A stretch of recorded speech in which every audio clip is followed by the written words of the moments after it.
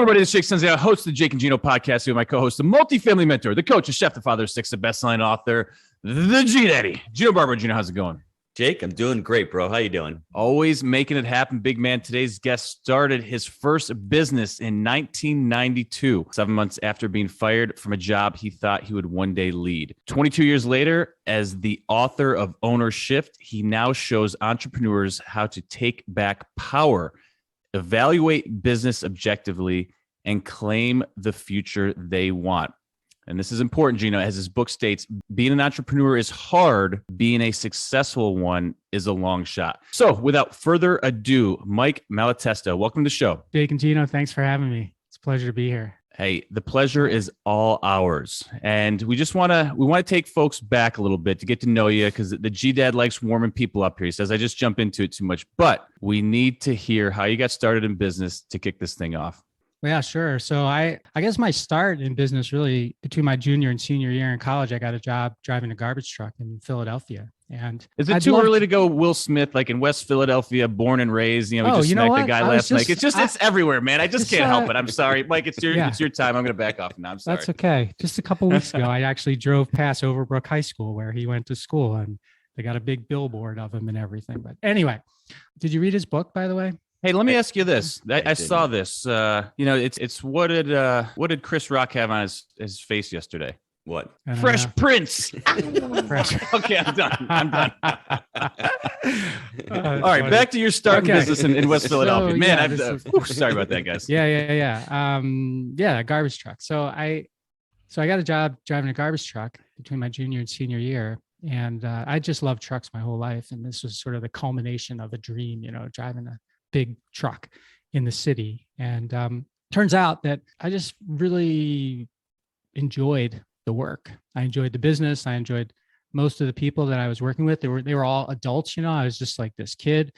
And I went to the owner at the end of the summer and I asked him, how do you get into a business like this? And he basically told me that I should go, try to get a job with one of the big guys and get into sales and, take it from there. And I thought, well, I never saw myself as a salesperson, but I'll take the first part of the advice and I'll try to get a job. And I did. I got a job with one of the big waste companies at the time as a management trainee. And I had a really nice career going there. I had this mentality that a lot of people have, I guess, where I was just say yes to every opportunity they gave me. So, when I first got in there, they didn't know what a management trainee was. It was a brand new program. Nobody knew what to do with me. And so they would just like give me stuff and I'd say, yeah, I'll do that. Yeah, I'll do that. And then they want me to move to this place. Yeah, I'll move to that place. And then move to this place. Yeah, I'll move to this place. Then switch into a different type of waste. Yeah, I'll do that. So I just said yes to everything. And 5 years in, I'd moved, 4 different times. I probably had 4 or 5 quote unquote promotions. And I thought I was like a real rising star in the business. And on St. Patrick's Day, 1992, my boss called me.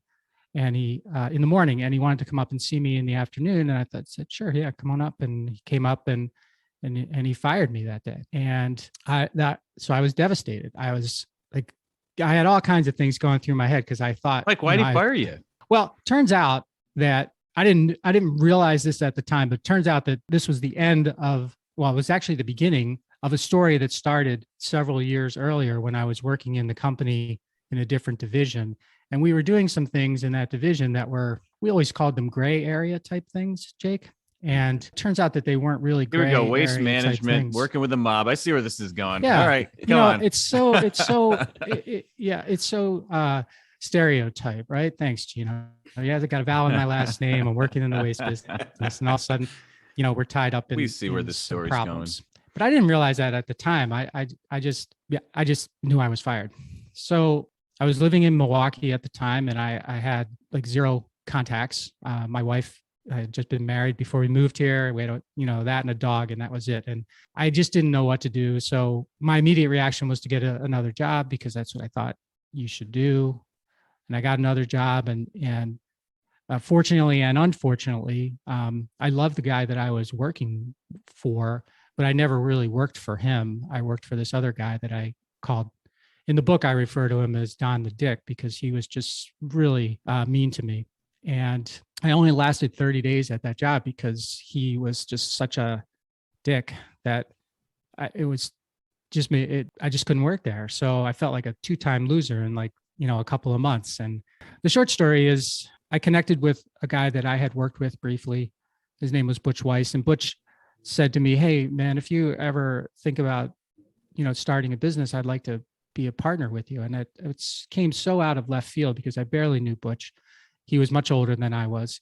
He was working as a mechanic and a fabricator and that kind of thing at the shop where I was. So it wasn't like he had, business experience or anything like that. And I just, he came to me and I just took it as like a messenger. And we met around his kitchen table in his small little house and we drank Miller High Lifes and we put a business plan together. And from the time I was fired to the time we started the business was like 6 months.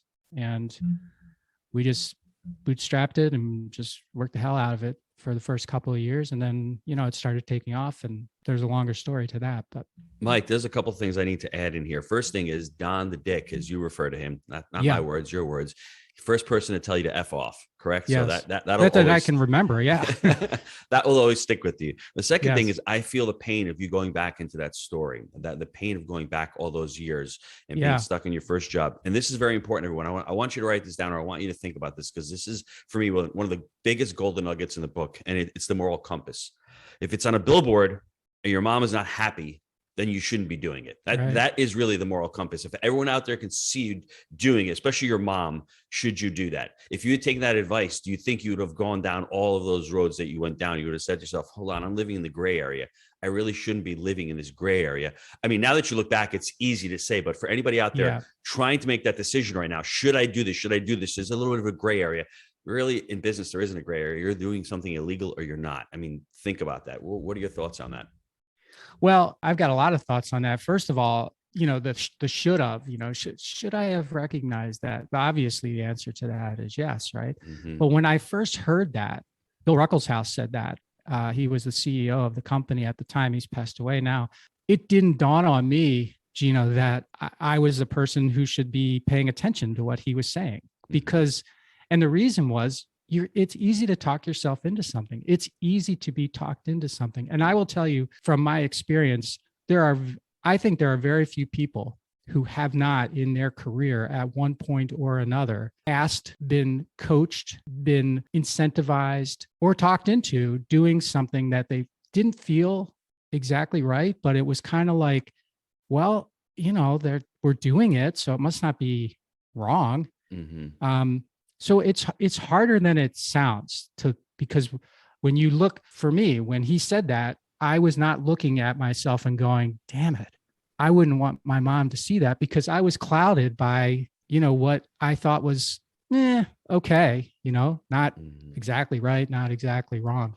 But now I tell people all the time, it's like I said, it's easy. If I'm your boss, I could talk you into a lot of stuff. Easy. If that's what my intention was. So you have to be really careful, and you have to be strong going in. If you're going to if you're going to adhere to that, you have to be strong going in. It's just a lot easier to say than it is to do. What do you think? I mean, what do you think? Have you been challenged that way? For me, I mean, my whole life, I mean, even up to this whole COVID thing with the vaccines, not vaccines. I mean, it's something that goes against my morality. I didn't want the vaccine. I didn't want to take it. And it's something that I had to stand up to. I mean, I was fortunate that we're entrepreneurs, that we can set our own rules, that I lived in Florida, but I don't know what I would have done if I lived in New York and they mandated me to have it. I don't know. That's a difficult decision. And that's why having an amazing partner like Jake, having an amazing spouse like my wife, having that support, that community, that when I think of something, they'll give me clarity, and not having a boss who's going to pressure me, and not having, my peers tell me I need to do something, but having that support group is what I think makes us successful. That's why I created Jake and Gino in the community, because I want to have like-minded individuals in there who are all growth mindset. They're all working on their futures. They're all working on their careers. They're not worried about all this ancillary noise. They're worried about themselves. They're worried about their family. That to me is easy. I'm older now, so I have much more confidence and much more experience. So it's much easier for me to say, you know what? I'm not going to do that. But for all of you young people out there, find your right role models. Find the people who you want to surround yourself with. Find that community. I had a great family. Mom and dad were amazing. I had great role models. There are less and less really great role models. We're joking about it with Will Smith and all that, but look at who the role models and look who the peer community out there are. You're going to listen to Hollywood. You're going to listen to tech. You're going to listen. You need family. We need to get back to family. We need to get back to moms and dads, teaching our kids what's right and what's wrong. They need to be able to look up to mom and say, would mom want me to do that? A lot of people don't even have a mom to look up to. That's the problem right there. But for those of you that do, don't make the excuse. Go out there and find somebody who you want to look up to and who you want to emulate. Success leaves clues. Find out who people who are successful. Mike wrote a great book on entrepreneurship. It's a real book. There's real stuff in here. There's real actionable stuff that happens every day. You're at the goal line. Success is people who do things that others won't. That's the most important. We were just talking about that before. That's the reality of being an entrepreneur. We're not talking about bumping up on the cones either, right? Yes. No, and listen, I think difference there is in terms of what he means. We want to be clear on that. Well, like working hard. Putting in the 12 to 15 hours, moving 4 times in 5 years, watching friends pass away, not quitting because you know that you have obligations, having an amazing wife like yourself, that she just was there with you. She knew that you had a dream and she was locked in and she helped you through it. I want to ask you, did anything change after your indictment, after you got indicted? What changed in you? You overcame that because you didn't go to jail. You had, community service and all, but what changed in you once that happened? Well, actually, a lot changed in me before that happened because there's a long process before that actually happened. So, in my case, I knew years earlier that was coming. Mm-hmm. So I had a lot of time to reflect, prepare, and reflect. So that I saw that billboard well before the indictment came out, Gino. So I had changed. I had my own business now, right? Well before that came out. And so I had real role model. I had to be a role model. I had real employees. I had real team members. I had never had that before. I was just one of. Now I was the one. So I was fortunate. There's a lot of good that came out of this for me because it got real for me in 1994. So a couple of years into the business, when I get the phone call at my house from Larry Owens at the FBI, and he wants to talk to me. That gets real right then. I was like, oh, okay. So this gray thing that I've been sort of, tiptoeing around in my mind now, but before in real life, it's starting to get pretty black and white. And I don't want this grayness, I got to learn from this. And so I was fortunate that, well before the document came out, I had learned my lesson. Let's put it that way. And I was running a business that I knew would stand the test of scrutiny. And I also knew that I wouldn't ask people to do. It was like I wouldn't ask people to do the things that I was asked to do. That was like that was done. It was a chapter that was turned. What do you mean by the value of uncertainty? What was the value of uncertainty? What breakthroughs did you have in that value of uncertainty? Yeah, I call the value of uncertainty this place where entrepreneurs like me and many others fall into when they've, gotten far enough down the journey where the dream of being an entrepreneur is really a distant memory, and the grind of being an entrepreneur has really taken over.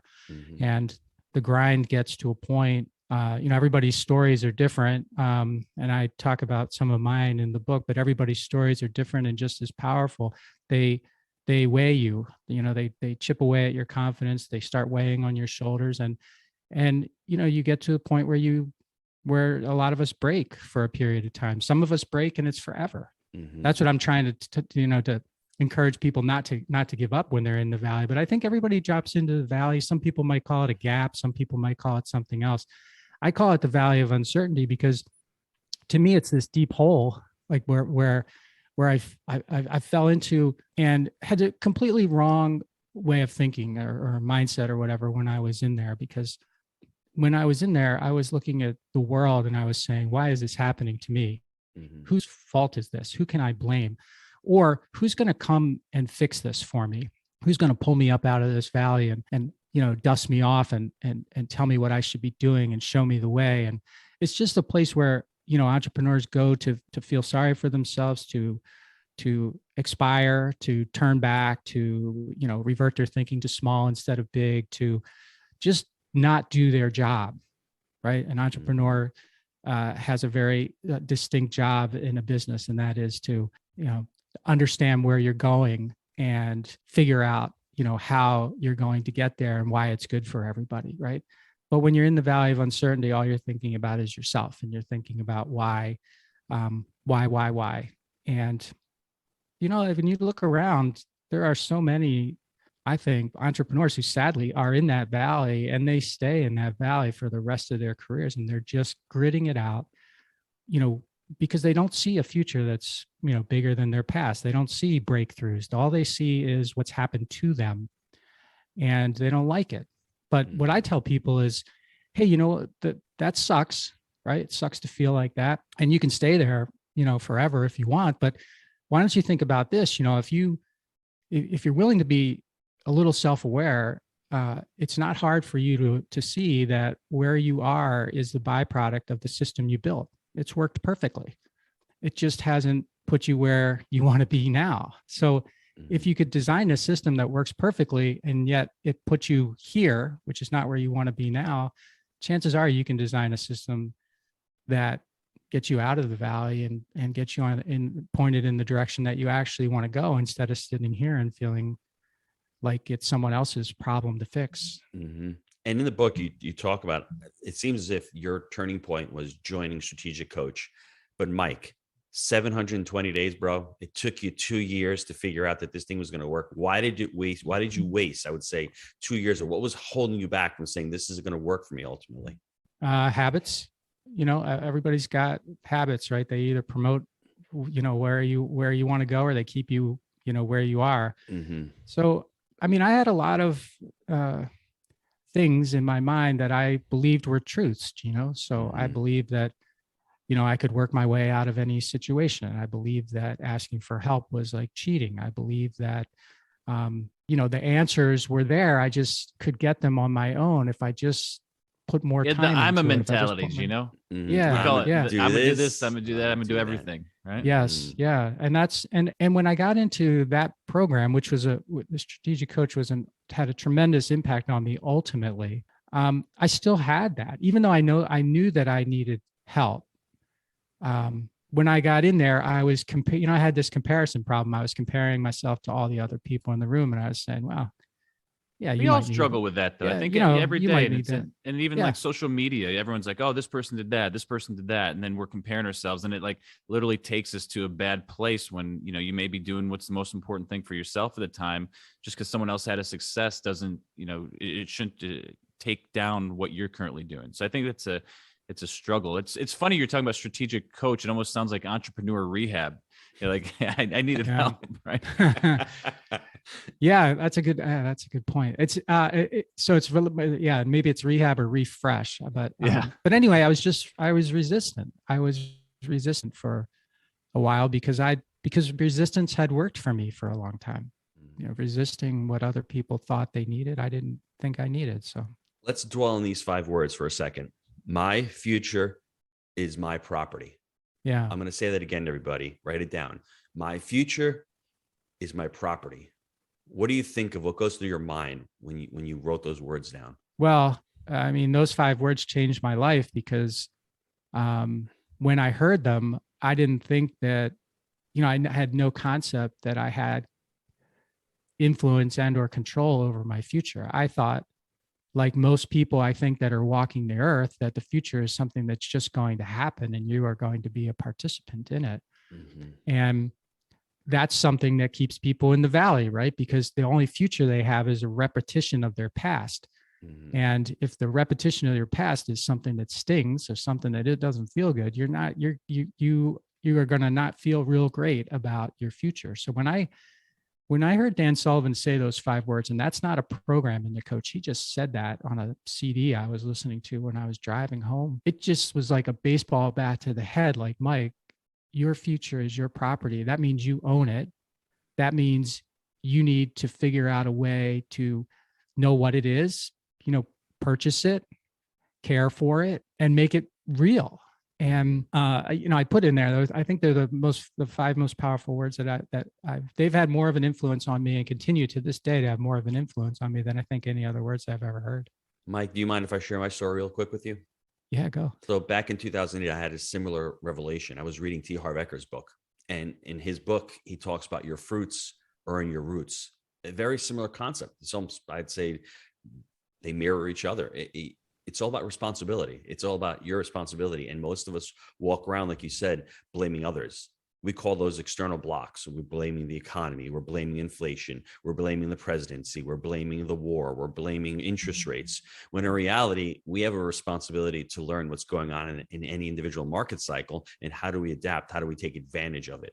Most of us are looking at the problems where most of us should be looking at opportunities. So I agree with you 100%. Once you ultimately start taking responsibility for yourself and for your actions and looking forward, we need to look back in the past, but we can't live in the past. We need to live in the present, but we need to plan for the future. And I think most of us don't do that. Most of us get stuck in the past. We blame ourselves for the past. We don't live in the present because we're worrying about the past, and the future is just something that we're not going to plan. It's just proper planning prevents poor performance. And most of us don't plan properly because we don't see that future. Because if you don't have ultimate responsibility and you're not responsible for what's going on, I can't do anything about it. So why plan for it? It's just going to happen to me. You're helpless. You're floating. If you're ever blaming others, check your premises. Look inward, not outward. Yes. And it's a hard thing to do, Jake. I'm not going to lie to you because it was the Great Recession. It pays though, man.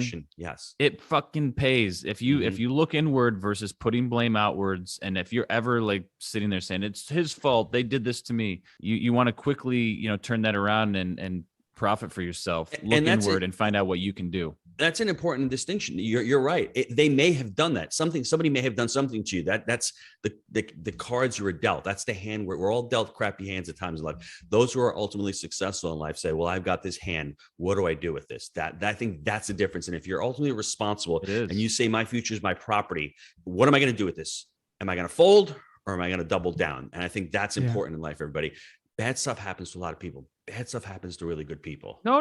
It happens to everyone. That's what I'm saying. And I think those of us who succeed just figure out that, how do I do it? What are you going to do about it, though? How are you going to look inward and figure it out? No one else is going to figure it out for you. It's as plain and simple as that. I was on the board at the Milwaukee Metropolitan Association of Commerce. That's the big business organization in Milwaukee. And this was after I had this revelation, my future is my property. And, a lot of times we were sitting around talking about the issues that were affecting the city or the businesses or the economy or whatever. And the talk was like what you were saying there, Gino. And I would look around at all these people and I would say, see, you've shifted. You've shifted to a business person. You're no longer an entrepreneur. So now you're thinking about all the things that are in the way of you accomplishing what you want to accomplish, instead of having a future that's your property, that it doesn't matter what's in the way. It always matters what's in the way, but you're thinking about what's in the way. You're solutions oriented versus pointing the finger and blaming. Yes, for sure. In the book, you say about getting unstuck. How did getting selfish get you unstuck? And what do you mean by that? Yeah. So the way I looked at my career and my entrepreneurial journey up until the point that I was in the valley of uncertainty, I had this, I already had talked to you guys about, I had these calm fallacies, like about how I needed to, work harder than anybody else, how I could outwork, how I could do stuff, all these things that were getting in my way. And another thing that was getting in my way was that I put everybody else first and I put myself last. So I had this idea that if I was, in my mind at least, a selfless leader, would come to everyone's beck and call or rescue, or feel like I needed to be the hero of everything. I had designed a system that basically made me the bottleneck, and in my mind, sort of the most important person at the same time. But I was giving me anxiety just saying that. Yeah. Well, yeah. But it worked. You fool yourself because you think, well, this is working, and it's working for everybody but you. Well, yeah, and that's where the selfish thing comes working in, right? So I finally had to figure out that all I was doing by being selfless was preventing my business from being what it could be, first and foremost, but also it was my way of excusing myself from doing the job I was supposed to be doing, which is working on creating a future for everybody that's bigger than now. Yeah, because we had the capability. It was not a well-oiled machine. You were still I'm a mentality. You were not systematizing your business. You were not creating something that did not need you.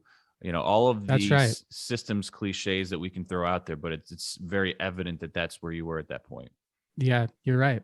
You're right. And so when I say, how getting selfish got me unstuck, that's what I needed to do. I needed focus time. I needed to spend some time to understand where I wanted to go, where the business needed to go. I needed to, they say, working on the business instead of in the business, but I like to think of it as working above the business, because there really isn't an on or in. You're like, I got to get out and above. And I was able to get above by taking time to focus on what I actually really wanted, and making my future my property caused me to be selfish because I had to know what that was. And then the good part is, once I gave myself that time, I could create a system, I could create processes, I could put people, I totally changed the way that my business ran. And it actually freed me up to be selfless again, because we had something that was moving without me. It wasn't, I had my role and everybody else had their roles. And it was a big improvement.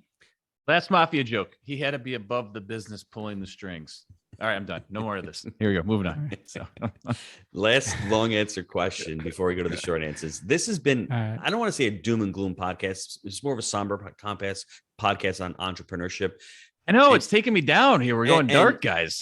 But it's a reality. No, it's the real thing. I want everyone to understand that being an entrepreneur, owning your own business, is amazing. You have control of your life. You can really impact hundreds and thousands of people. You can have great employees. You can have all of this. And I think Jake's going to touch on that in the second part. Hopefully he does. I'm just throwing that out there, Jake. But what I want to know is, don't play games. What do you want me to say? Last question for Mike on the long ones. Anyone out there thinking to become an entrepreneur, what are the next steps? What should they be doing? What should they be preparing? How do they start? Well, if it were me doing it, I would say, you really got to think through what I call the dream stage of entrepreneurism, which is, I've got this great idea and I know it's going to work. I think you really need to talk to people who've done it, and who can help you stay on the dream path, because that dream path can be I think it can be fleeting.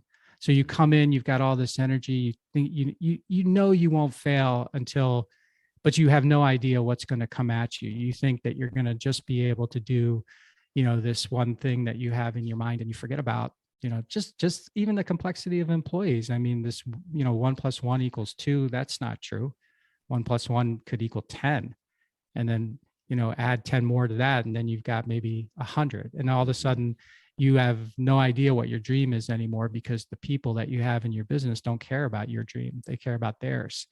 And it just starts to become, I would say, don't jump into it. Get really talk to people and really map it out. Because if you want to stay focused on your dream, you're going to have people around you that can do all the other things that aren't your dream. And if you're like me, you think you can do the dream and everything else, and you just overestimate your bandwidth. Not if you don't create the machine to produce the dream. That's the thing that everyone misses, is that they have this dream, they want to execute it, but if you don't produce the machine that's going to give you the output of the dream, it's never going to happen. And that's where scaling, and I'm sure that your strategic coach, training and everything ultimately helps with. Yeah, good way to put it, Jake.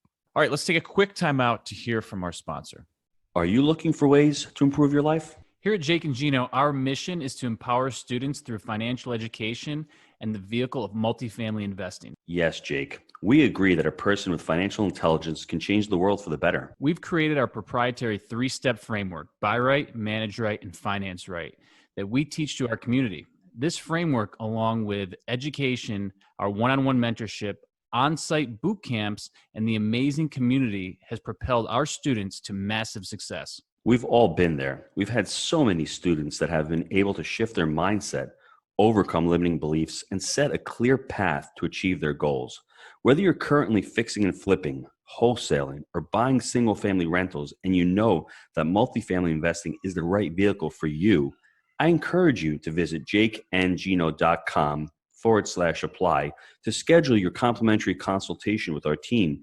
And I want to let you know this isn't a high-pressure sales call. It's really just a discovery call to get to know each other better and see if we're a good fit for working together. And if for any reason we're not a good fit, our team has tons of resources we will share with you to help you along your journey. If you're ready to stop spinning your wheels, go to jakeandgino.com/apply and schedule your call now. All right, guys, we're back. Now I'm pulling the e-brake. We were down. We're going above right now. All right. We're going to get on the offensive. No more defense here. No more doom and gloom. We're out of the valley. We're running. We're sprinting together. And we're going to learn about the things that make you successful. So let's start with habits. Any habits that you do on a daily or weekly basis that have really propelled your business? Yeah. So I've got a very habitual life. I start my day every day, almost every day, the exact same way. I eat the same stuff. I get up at the same time. I do the same things. Why do you eat the same stuff? Because it's easy, right? It's like putting on the same color shirt every day. You know, I eat the same stuff almost every morning. If I'm home, I eat the same stuff every morning. Yeah. But I think the biggest thing that the biggest habit that I have now is that I have time set out in my day, no matter what, for me, for what I want to be doing or I want to be thinking about. And I think, whether that's reading or whether that's just me walking and thinking or listening to a podcast or whatever, I learn to see that what's great about now compared to when I started my first business was there's so much to learn and you can learn at any time. So I make sure that I have time in my day to learn, time for me to use however I want to learn something or re-energize myself. And that food, the reason I brought up that food thing is because in the last year, I've started going down that path as well. And I've found a lot of value in it because you can kind of get dialed in on how many calories you need, what kind of macros you're taking in. And it's less, mental energy. You buying the same food every week. And if you can find stuff that you enjoy, it literally just makes life easier. And then I kind of keep dinner open for whatever. It can pivot in a little bit, but keeping the daytime routine the same, even to the point that I'm packing lunches with myself when I go out now, just because it keeps me on track. So little maybe over regimented for some folks, but it's served me well. So anywho, I like the food thing. And then the time component is interesting because it's the one thing that I personally find myself skimping on at times because everything else can kind of push in, but there's a lot of value and ideas and creativity that can be derived from that. Even simple little vacations can get the juices flowing. You don't even have to be focusing on the business. It can be mental time away from your routine in a different place that gives you, even driving, somewhere on different roads can give you that time to spark innovation and things. So I always push that on folks. Yeah, another habit that I've had for many years now is I don't listen to or watch news. I try to stay away from. You keep away from negative. Marketing propaganda. It's just a waste of time. I try to stay away from negativity. I try to stay away from negativity. Well, that's what they're selling, right? That's really helpful. They're selling negativity to keep people, because there's literally people that are addicted to negativity. Yeah. One crisis to the next. You go from COVID for 2 years, right. breaking news of death and look, it's all like death. Breaking news of COVID death. Breaking news of death in Ukraine now, and we're fixed on this like a drug, and they keep dripping it to us. So. Yeah, I'm not saying be uninformed, but don't get into the point where you're literally just consuming this because it's like some kind of sick dopamine kick or something. But yeah. Anyways, off the soapbox on that. We talked a lot about scaling. What about any tips for folks that are maybe stuck or beginning to scale their business? They got a couple employees. Was there any one or two things that you can point to that say, hey, start with this? It made a huge difference in my business. Yeah, well, having the right people, of course, is a game changer. And but you need to give them the direction and things. Like you need the right person, but they need that machine to carry them. So I think and I completely agree with you. So I don't mean to discount that. Yeah, no, I'd say like what's worked for me is when I bring somebody into work with me, there's two things I want. One is I want them to know that they're working with me, not for me. And number two, they have to know why working with me is good for them. Not why it's good for me, but why it's good for them. What's in it for them? Yeah. People have to know what's in it for them, right? They have to know why coming to work with you is better for them than going to work with someone else.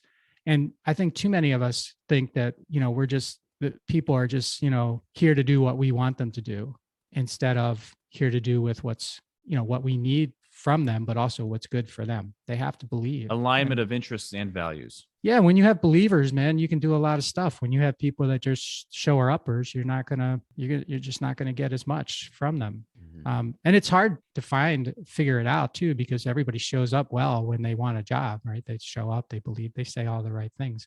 But I think once you get them in, you have to get them out really quick if you see demonstrative evidence that it's just not, whatever, they're not believing the same thing you're believing. They don't believe that being there is good for them. Mm-hmm. It's a pit stop. Yeah, 100%. Any businesses that you started since your primary business that failed or didn't work out, where you're like, oh, I can do anything? Because there's this like entrepreneurial thing that we all go through. It's like we can take on 15 more businesses, and then you're like, you know what, I gotta stop this. Have you ever been in that position? Well, I'm not one of those people that think I can make everything work. I was like one of those people that, I had my first business for 22 years. We went through some of the challenges that I had in that business, but I was never like, oh, I can, I'll have this on the side and I'll be doing this. I was 100% committed to that business. So in business itself, I haven't yet had one of those. In real estate, on the other hand, I thought, in between my businesses, I thought, well, I'm going to buy some property and, do that. And I made one big mistake. Like I just talked myself into, I can make this thing work. And I will my way through this. Definitely shouldn't have done that. Yeah. I still have that, but I definitely shouldn't have done that. Mm-hmm. You still own the property? Yeah. Has it, has time, kind of worked out the kinks, or? Not yet, but I'm hoping. Oh shit, man! You got a real alligator on your hands, huh? It's not been a great one. Unfortunately, it's not a killer either. We'll give you some Gino therapy after this. Any book recommendations that have been beneficial to you that we can recommend to the folks? Well, my favorite book, and the book that's had the most impact on me, has been Think and Grow Rich. I mean, from the first time I read that book, it was kind of hard. There's no pictures or anything in that book, but just, and they're always talking about that thing, and you'll understand it at the end of the book, and they never tell you what it is. When you stumble across it, the seasonal part. I'm still wondering what it is. I think it's positive mental attitude, but I'm not 100% sure. So, well, I love the whole imagery of the filing system in your brain, where your subconscious is filing stuff, and just all these things I think are just like, that book I think was good, not only to help, he talked about all these famous successful people and how they did it, but I think what was great about it for me was like, I don't have to sweat all the small stuff. Too many times, I'm sweating all the small stuff, every single thing. And I was taking everything personally. Well, things just happen. I don't have to take them personally. I don't have to sweat the small stuff. If I know what the big stuff is, I don't have to sweat the small stuff. So I enjoy that book. That's a good one for sure. What is the best way for folks to get a hold of you, to get the book, and to network going forward? Well, the best way to get a hold of me is at my website, which is my name, Mike Malatesta, MALATESTA.com. My podcast is there. My book is there. My coaching program is there. All the information about me is there. You can get the book there. You can get the book on Amazon or Barnes & Noble or wherever you like to get books. Audible, it's available now on Audible. So there you go. That's important. Yeah, that's a new development. There's some of us out there that don't like to read. Maybe we can't read. I don't know. It's kind of the same thing. So you got. I would just say too, if you ever get like bored with this stuff, I think you have a great DJ name. So if you ever wanted to branch out and try that extra bit, I think it works, man. I think it would be a great DJ name. Yeah. Okay. That's the first time I've heard that. Thank you, Jake. Appreciate it. Well, you know why? Because he's got an opera singer here. So I like to sing opera. Your last name's Malatesta. Maybe we'll go at it a little bit later. Mixes it up a little bit, right? We'll get him on the ones and twos here. I like it. G-Father, take us home here. So Mike Malatesta in his youth, driving garbage trucks, slamming into cars, and God knows what else he was doing back then, right? Yeah, I had a couple of those. Yeah, I had a couple of those. I flipped the truck over once. I definitely should not have lasted the whole summer there. That's for sure.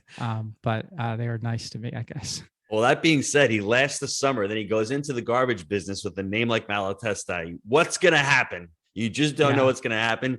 And ultimately, trouble ensues. He gets indicted. For the next few years, his life is really upside down, topsy-turvy. He starts a business, and all of a sudden, he's the leader of the business. He's the I'm a guy. I'm going to do this. I'm going to do that. He's had a couple of tragedies. You should read the book that ensued. Lost a couple of really great friends along the way. And then I think when he got into that valley of uncertainty, he said to himself, I just can't keep doing this. I need to find something different. I can't be the I'm a person. I'm just getting burned out. I have the entrepreneurial grind. How many of you out there have that entrepreneurial grind or are going through it? You need to read the book. There is a better way, folks. There is. There is, if you're there. Yes. And then ultimately, and that's why Jake and I are passionate about coaching and creating multifamily entrepreneurs. Finding somebody to help you. Success leaves clues. Like I said previously, he starts Strategic Coach. Unfortunately, it takes him 2 years to figure it out and say, hey, I really need to lock and load. I really need to focus on what Dan Sullivan's saying. And those 5 words, my future is my property, sets Mike free. And all of a sudden he says, this is what I need to do. It's all on me. I have to start working on my business, not just in it, and focusing on the future. And I think over the last 22 years, when his first business is over, creating his second business and just writing the book probably set him free. And now all of a sudden, everyone write that down one more time. It's such an important phrase. My future is my property. Once you figure that out, you can start taking responsibility. You can start taking action. And not every problem is a problem. There are problems like Mike, when he got indicted by the FBI, that was a problem, but a lot of solutions and a lot of opportunities came out of that, and clarity. And my last one, that moral compass, everybody, if it's on a billboard and your mom sees it and she's not happy, then you probably shouldn't be doing it. So think about that, everybody. There is no gray. There's either black and white when you're dealing in business. Amen, brothers. Mike, really a pleasure today. Thank you so much. And Gino, I will see you next time. Thanks guys. Mike. Take care.